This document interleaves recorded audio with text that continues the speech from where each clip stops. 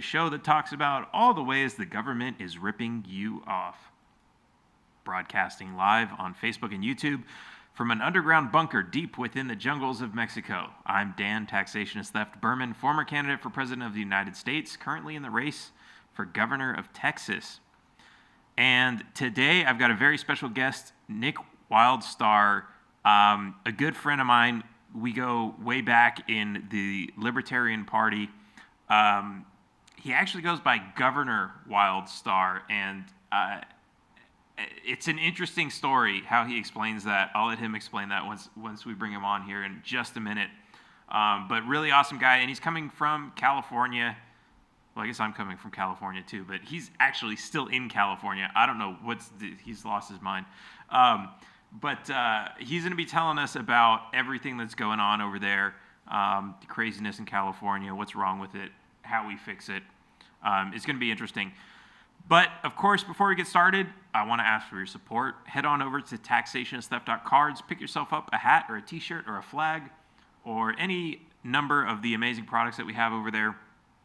All of your money helps to go fund our counter-propaganda campaigns so that nobody believes the IRS or the NSA or the CIA or the FBI or any of their lies, because that's all they do all day is spread propaganda. Anyways, with all that, on to the show. Nick, welcome. How's it going? Incredible. Thank you so much for having me here, Berman. I caught you mid-puff there. Just getting ready for the interview, you know what I'm saying? It's not Corona. Not Corona. I don't think smoke coming out of your mouth is a symptom of coronavirus, but damn it, I could see the virus. I could see the virus coming out of his mouth. Man. That would be a telltale sign for most. Right. But hey, I appreciate you for having me on and giving me an opportunity to be heard by more people. Us third-party candidate radicals against the establishment are shut out by the mainstream media machine. So thank you very much for, like I said, giving me a chance to be heard by more people out there. I mean, I'm just sticking you on my YouTube channel, so ultimately we're still getting blocked out. Oh, damn. Well, hey, we got to use whatever means that we can while it's available to us. And right now we're still having access to YouTube. My channel hasn't been blocked yet either, so I'm feeling thankful for that. But recently I did have an interview that was banned. It was my first time ever getting a strike on YouTube and having a banned video. Yeah, and it was really just an interview with a local independent journalist here in Fresno. He has a podcast called Weaponized News, and he has tons of shows dating back years. And this was the first one that they decided to ban. What did you say? Right? What did I say? Did they tell they probably didn't say anything, right? They're just like something generic. Right. Just anything. Well, the reason they gave us was that it was speaking about information regarding coronavirus and was exciting people to go out there and not listen to the official narrative, which is common for me. I mean, that's what I tell people almost about everything is don't believe what the hell the government is telling you. And of course, to question everything. And with this coronavirus lockdown and just the pandemic panic in itself, it's all being exaggerated. And I was speaking about this issue with the interviewer, and also talked about my campaign and my desires to make the state of California an independent state with my Gold New Deal that I'm proposing. And like I said, the next thing we know, the video is banned, and I am now having it on my Instagram, doing my best to circulate it as much as possible on Instagram. But you know how that goes, you know, social media is like pulling teeth. Unless you're paying for ads or Right. something like that, the majority of people that are out there Or using the shaking your ass. platform, yeah, well, yeah, exactly. They won't even know it exists. So I'm not paying for any paid advertisements for that video, but yeah, hopefully once I get to the point where I'll start generating some more donations to start running some promotions, I will. But I am running for governor of California in 2022, hoping to get that excuse me, that opportunity to serve the people sooner, seeing as we, the people of California, are in the midst of a recall right now. We're attempting to recall our current governor, uh, Governor Gavin Newsom, How's that and going? in the signature collecting phase. What's that? How's that going? What's the so you got to collect signatures? How many do you need? Is there and that's like a big organization. Like that's not Oh, um yeah. It's not an easy feat. I mean, California is one of the only few states in the union that's been able to successfully recall a governor, a sitting governor, and that was Governor Gray Davis about 10 years ago or so. yeah, that's when Uh, Schwarzenegger got in, 10 right? or 15 years or so. Exactly. That was when Yeah. Schwarzenegger got in. But That was forever ago. I was still yeah, in exactly. California back Right. then. And now we're attempting to do it again with a Democratic governor this time. That's Governor Gavin Newsom. And we need about 1.5 million signatures to Holy get him out of shit. office. Yeah, it's awful. And this, believe it or not, is the people of California's third attempt to recall this governor, and he only assumed office in January 2019. He won the 2018 gubernatorial election where I was running as the libertarian candidate, and assumed office in January 2019, and since then has ran the state awfully, so much into the ground where it's literally on fire. And all of the because of the liberals and probably some neocons too. But the previous two recall attempts failed because they didn't meet the signature requirements. So we're hoping that with this third recall attempt that we'll get the 1.5 to 3 million signatures needed in order to successfully initiate that recall by June 17th, which is the deadline. So in the event that we are able to collect enough signatures for that, we'll be able to have a special election after we, of course, vote to recall him. But I believe once we have enough signatures to get it onto the ballot so the people of California can actually vote for it, that they will vote in support for it overwhelmingly, in which case we'll move forward to the special election. But first things first, they make it a effort for us to go out there and get those wet signatures during a lockdown. You know, we have this coronavirus lockdown going on, and it's hard to go door to door or even just talk to people face to face without them feeling somewhat uncomfortable, let alone ask them for a signature for, Right. a petition. So it's been a bit difficult, but I'm very hopeful that the organization that's involved, they were also involved in the recall for Governor Gray Davis, and and proposal other initiatives here in the state of California. So they're very well knowledged in how to achieve this successfully. It's just a matter of getting the people out there in the state informed of what's going on. So that's where I come into play. When's uh, the so like if he doesn't get recalled, when is he in there till 2022? Correct.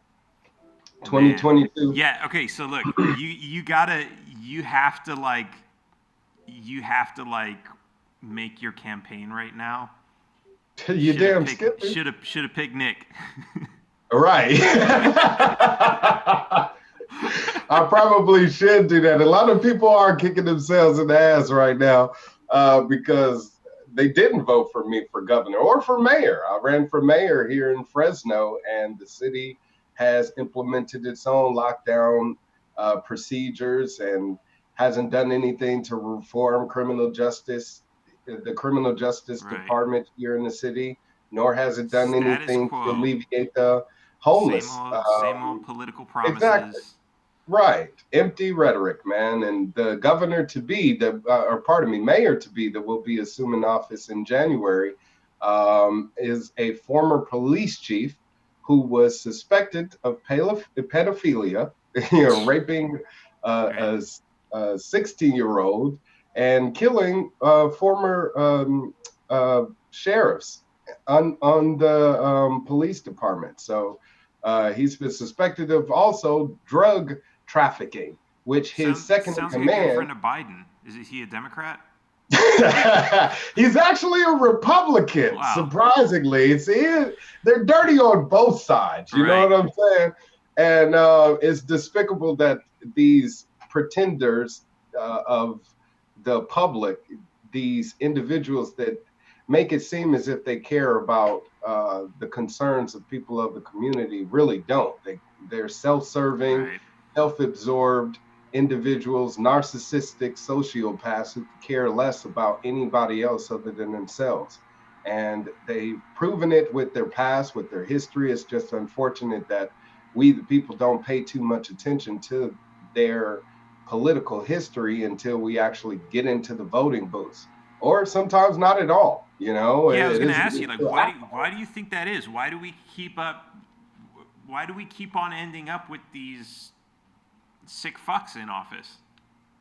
I don't know what I else to call believe them. it has a lot to do with us being ignorant.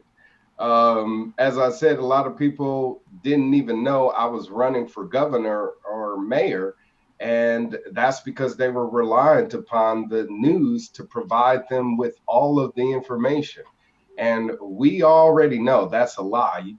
You shouldn't be reliant upon the news or expecting them to provide you any information of substance. It's usually just a whole bunch of sensationalized stories all across the country that they put out there and use as entertainment ways to get us riled up as individuals and angered about society, to where we fear each Right. other.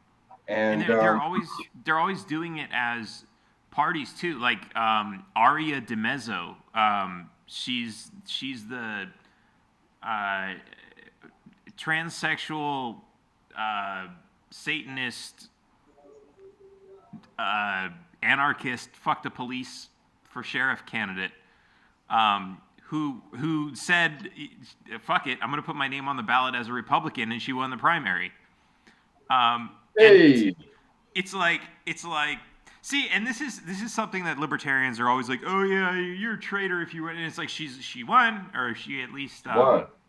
she won the primary, but like hey, and Ron Paul, hey, he did some good damage. He dealt some damage from the Republican stage.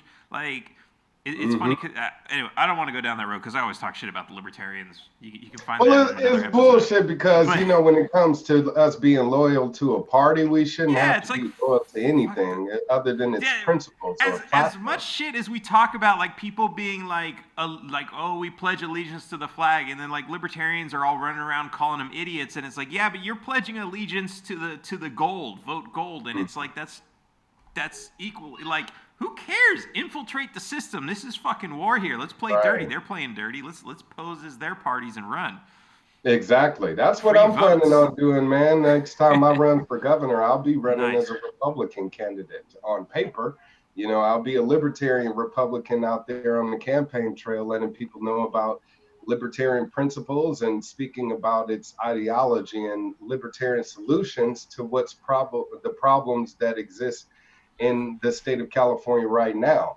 But when people go to the voting booths, they'll see me on the ballot as a Republican. And we do have lots of libertarian Republicans out there, like Ron Paul, like you said, Justin Amish, Tom Massey, excuse me, and a growing community of others where they to have an opportunity to get elected, but we have to be smart, and people are dumb. Unfortunately, we got to take that into accordance, and people are haphazardly voting when they get into the voting booths. They don't know anything about any of the candidates. The majority of people don't know anything about the candidate other than their name. and will vote Yeah, for them that's based on tribalism, red or blue. Are they a Republican or Democrat? And that's it. So yeah, we have to play into that to some degree if we are wanting to win, because we're essentially trying to break into the system by fixing a broken system. And people aren't going to do something new. We have to infiltrate the system and then, show people how what we're offering to do as libertarians are actually viable solutions, and then people will be more supportive of libertarian candidates altogether at that point. But right. when I run in 2022, I will be on paper as a Republican. Awesome, man. Well, I can't say anything bad about that. I know that plenty of libertarians will, but I'll happily tell them to go fuck themselves. Same um, here. yeah, I mean, look, guys, like it's. I know you get it. It's your favorite party, but at the end of the day, it's like, I mean, look, if if you're able to pull it off and get the Republican nomination, Mm, you'll be able to debate the Democrat. That doesn't happen to libertarians. Like the media knows, oh, just avoid those fucking libertarians. And like, who know? Like, okay, conspiracy or not, I'm not going to get into it. Whatever the reason, they're avoiding libertarians. That is an undeniable fact. absolutely. But if you can And get it, yeah, I mean, you're that's what right. Ron Paul did. Ron Paul dealt so much damage just by being on the fucking stage in the Oh yeah. primary. So, and it wasn't about he didn't win. It was about he reached a lot of people and changed their minds. And I've said this a million times. That's how we win. It's not by getting somebody into the office of the government that we hate. It's changing the minds of the people to see that the government shouldn't exist or shouldn't have all the power that it has.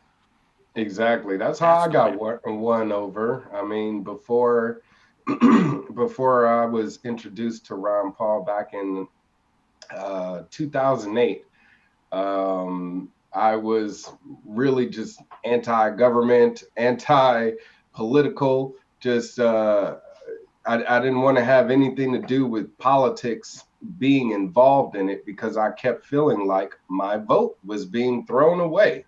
If I vote for the Democrat that I supposedly love, they get into office and they screw me, and screw the system and screw we the people, just like Obama did. He was the last Democrat that I voted for, and after that had started to vote for Ron Paul and other third party candidates that I felt like more aligned with what I was desiring from my community. And it's unfortunate that we feel like our vote is being thrown away if we vote for a third party, opposed to feeling like our vote is being thrown away if we vote for a candidate that refused to follow through on the campaign promises and or lacks the amount of principle um, uh, that we actually want to see. And it's awful that here in California, or here in the state of California, we have a top two primary.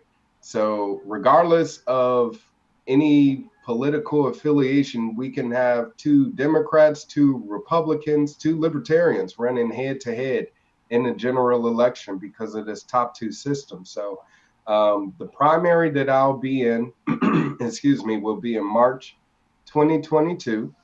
And in the event that I'm able to win over the majority for the Republican Party, whether I get their endorsement or not, I'm still going to be on the ballot as a Republican, because I know it's going to boil down to fundraising and how much money you have in the bank to spend for campaigning.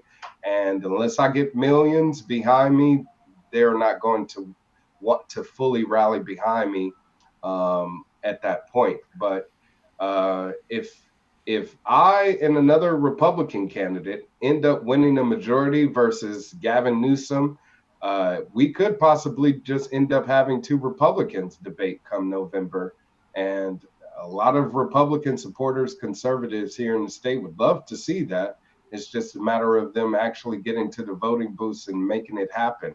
So my goal in infiltrating the Republican Party is to take away votes from their Republican candidate, take away votes from the Democratic candidate who already people can't stand, and get all the libertarians I can to vote for me as they did before in 2018. And if I can get those groups of people, as well as the no party preference, independent, we don't give a damn about politics voters, to actually go out there and support me, I could definitely end up winning over the majority come March. So I would say I'm the greatest prospect as far as political candidates, and actually bringing to life what everybody wants across the political spectrum here in the state.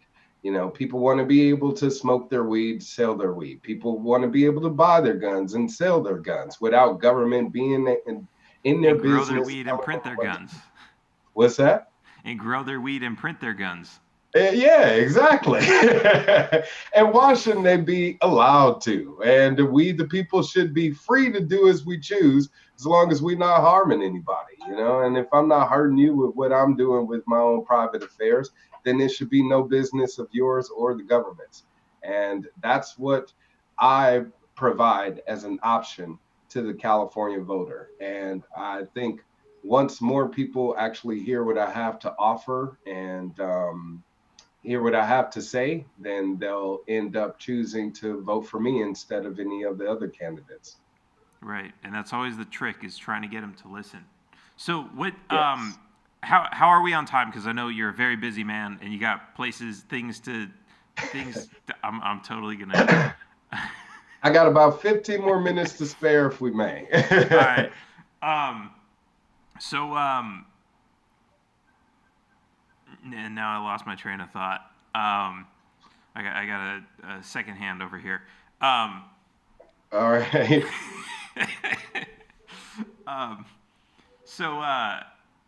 So what's going on with, like, okay, a lot of people are leaving California now, right? Or is that just New York?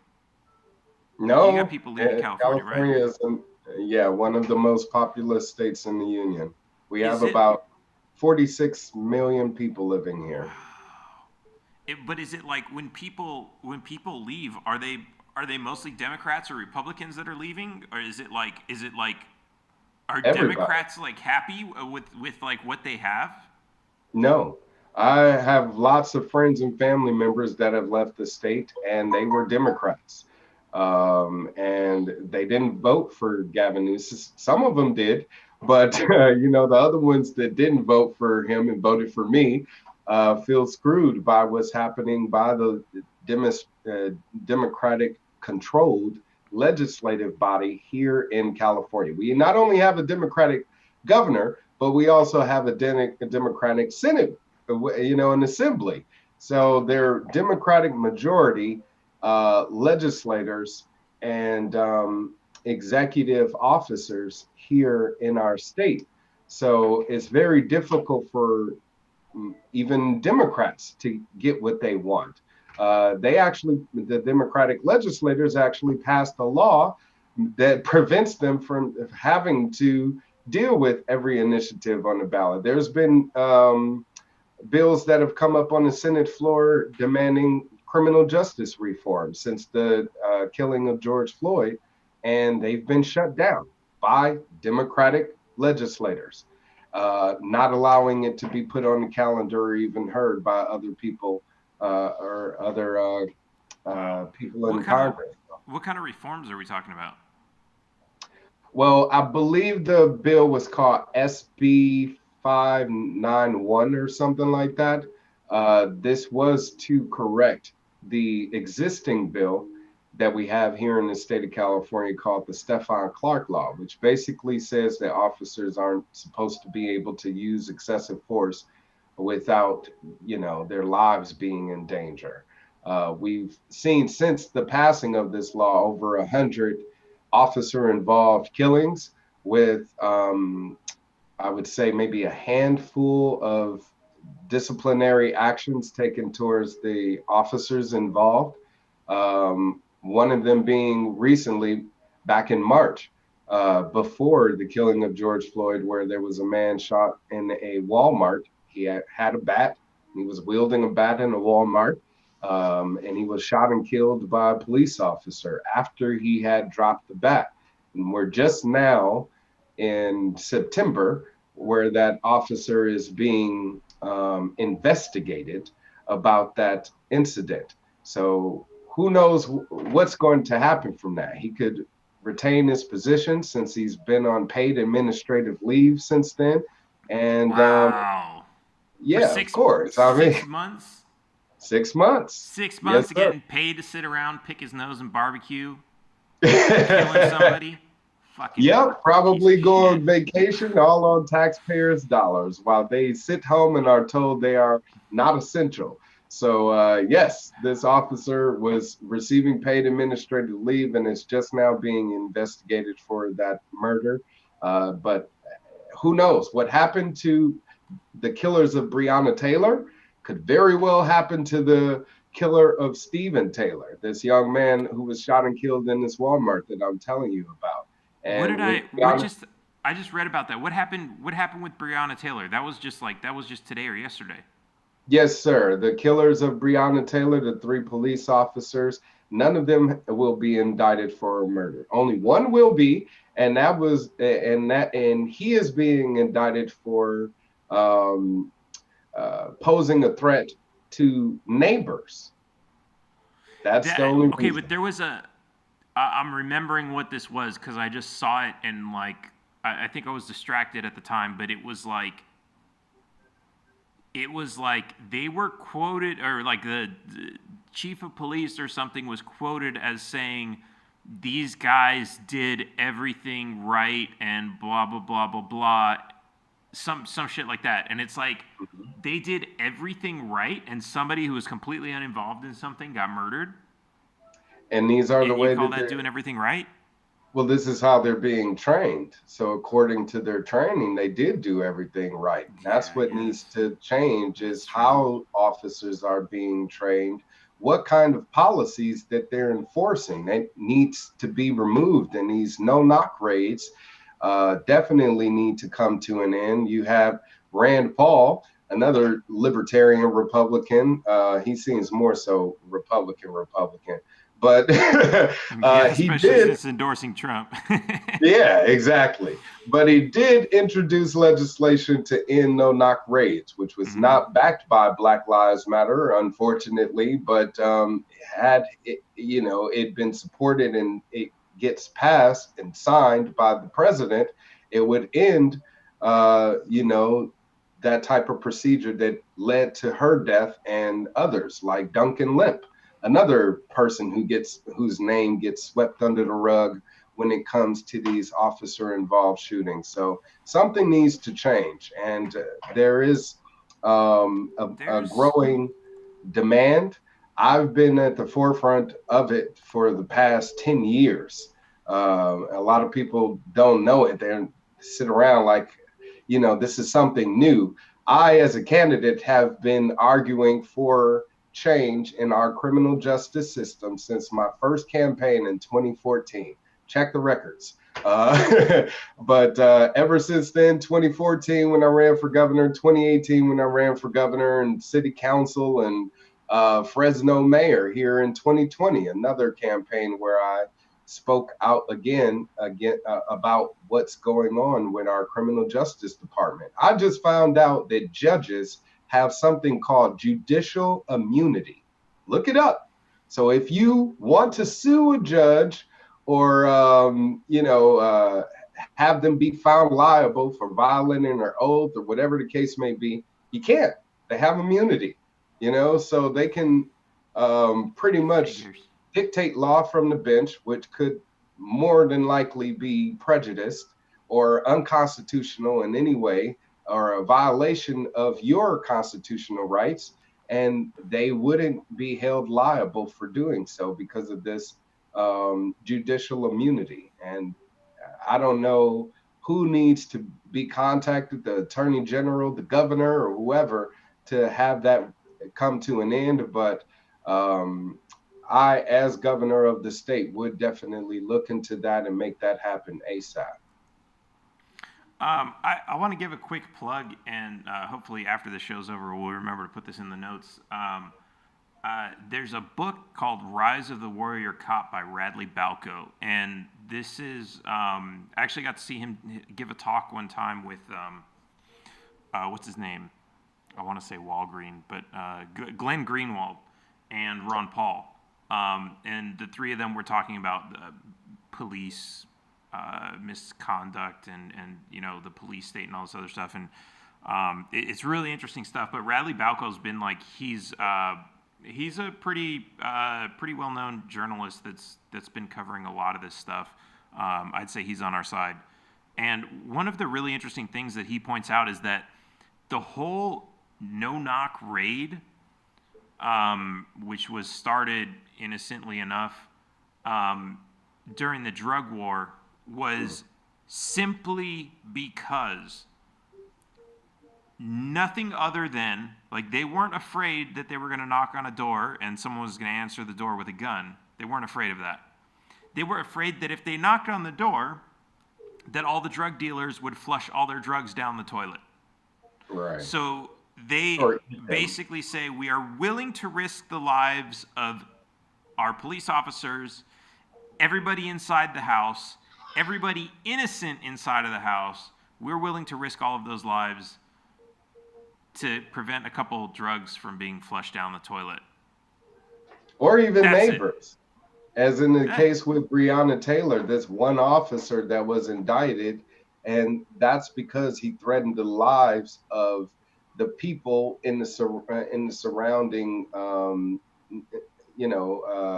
area that could have been shot and killed by him opening fire on Breonna Taylor and her and whoever else was in her home, I believe her boyfriend, who actually is suing the city, and I believe could end up winning a payout because of that. They just paid out the family of Breonna Taylor, and people are, heralding that. But that's money out of taxpayers' pockets that's going to go the cops aren't paying for that family, that law settlement.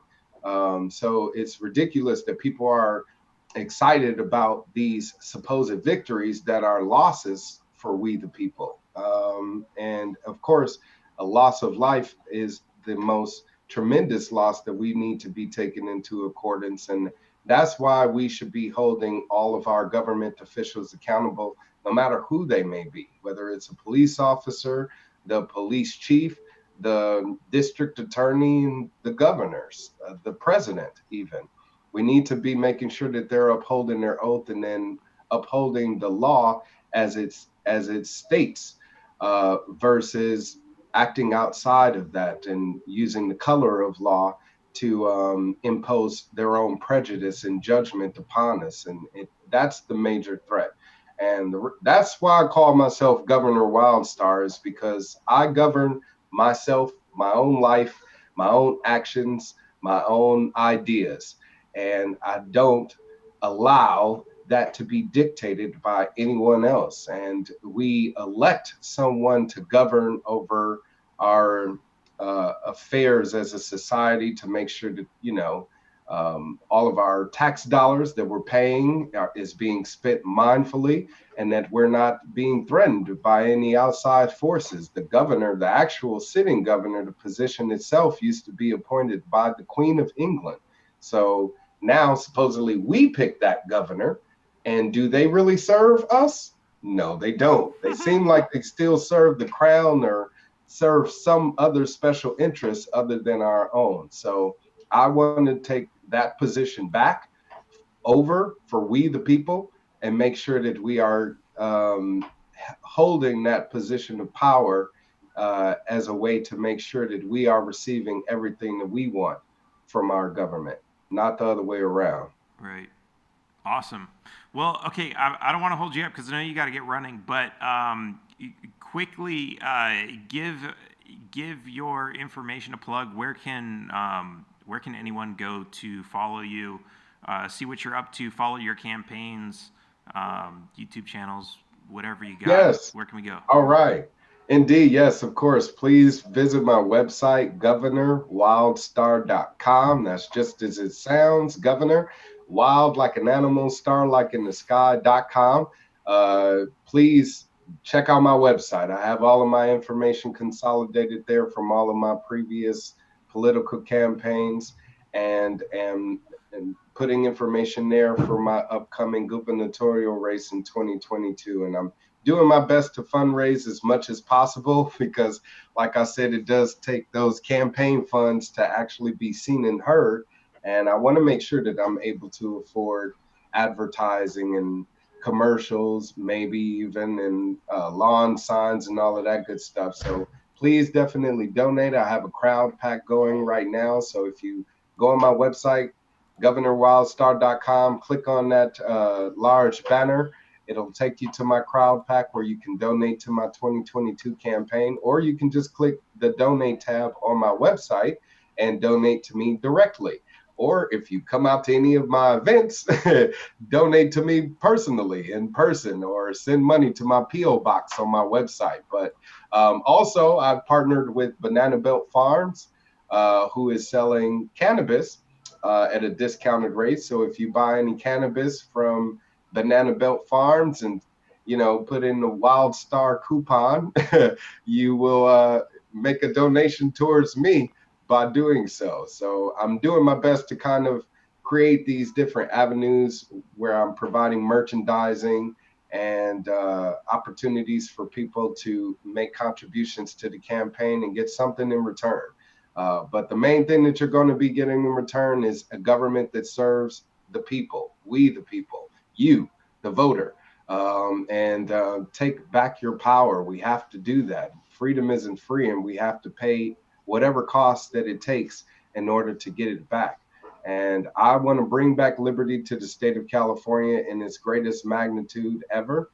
If you'd like to aid me in that effort, please connect with me. Again, governorwildstar.com. You can hit any of those social media icons, Twitter, Facebook, Instagram, and let's stay connected so we can get this liberty movement full steam ahead.